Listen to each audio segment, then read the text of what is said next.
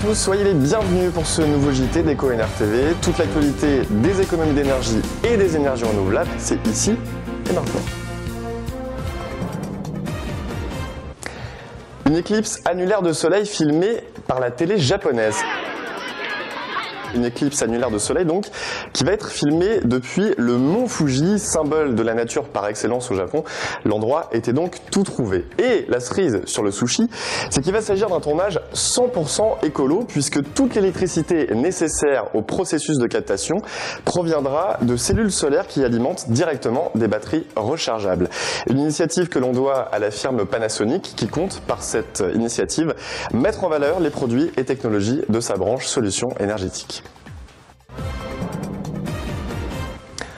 On file maintenant à Issy-les-Moulineaux, près de Paris, pour prendre des nouvelles d'Issy Grid, le système innovant de gestion énergétique qui entre aujourd'hui en phase de test.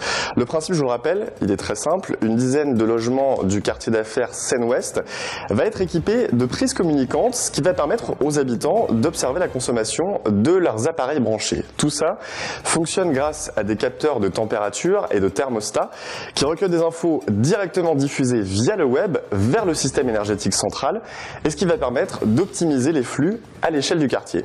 Ensuite, l'habitant peut être alerté directement du dépassement de sa consommation d'énergie en recevant un SMS et du coup couper les appareils directement grâce à son smartphone. On n'arrête pas le progrès.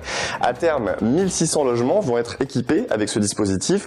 Pour le moment, ça se passe à Issy, mais bientôt aussi là-bas.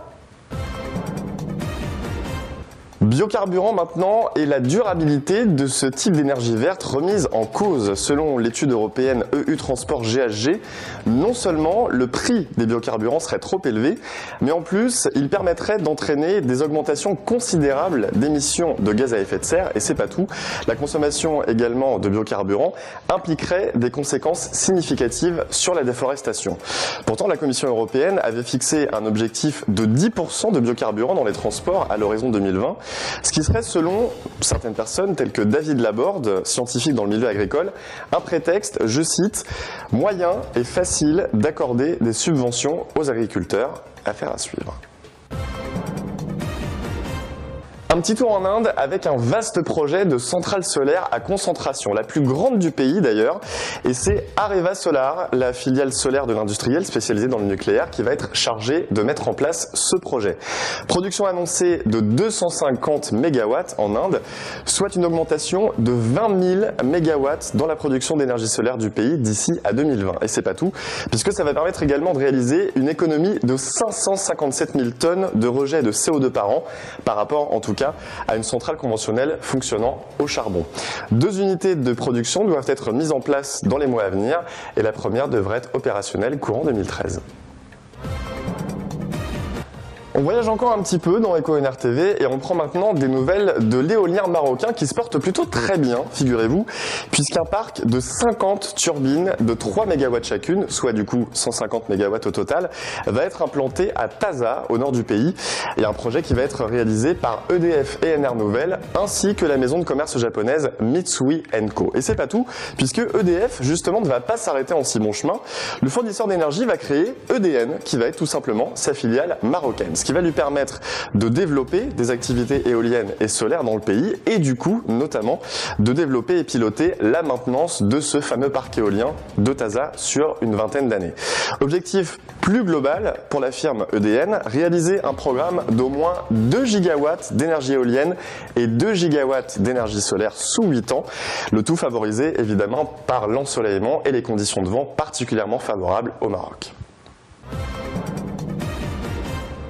Quand la Chine visite l'Islande, croyez-moi, c'est pas pour rien. Wen Jiabao, le Premier ministre chinois et géologue de formation d'ailleurs, était en visite début avril, donc en Islande, de manière à découvrir divers phénomènes naturels tels que les chutes de Gullfoss ou encore les jaillements d'eau chaude de Gézir. Mais ce qui a surtout tapé dans l'œil du ministre japonais, c'est la centrale géothermique adossée au volcan Hengil, où elle puise justement directement l'eau chaude pour produire son énergie. C'est d'ailleurs la centrale la plus importante du pays et la deuxième mondiale. C'est colossal.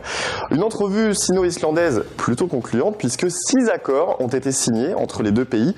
Des accords de coopération pour l'Arctique dans les domaines des sciences et technologies polaires et marines, de la géothermie et également de l'énergie polaire. Autant dire que la Chine a décidé de ne pas saquer l'Islande.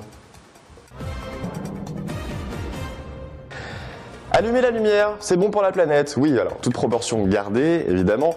En tout cas, un Américain a eu l'idée toute simple, mais une idée de génie, de développer un projet de lampe qui économise l'énergie. Vous avez bien entendu. En fait, elle permet de réduire l'empreinte carbone liée à la consommation d'électricité avec un principe tout simple, grâce à un circuit d'électrodes qui relie la lampe directement au visage. En gros, ce qui permet d'allumer et éteindre la lampe directement en clignant des yeux. Simple, efficace et du coup, ce qui permet d'avoir une consommation énergétique complètement proportionnelle aux besoins du consommateur. Un acte vert qui a été présenté lors de la Journée mondiale de la Terre, c'était le 22 avril dernier. Et alors attendez, je vais faire un petit test. Oui, non, forcément, sans lampe, ça marche beaucoup moins bien, effectivement. Voilà, vous savez tout. On va se retrouver très prochainement pour un nouveau bulletin d'Eco ENR TV. D'ici là, portez-vous bien et à très vite.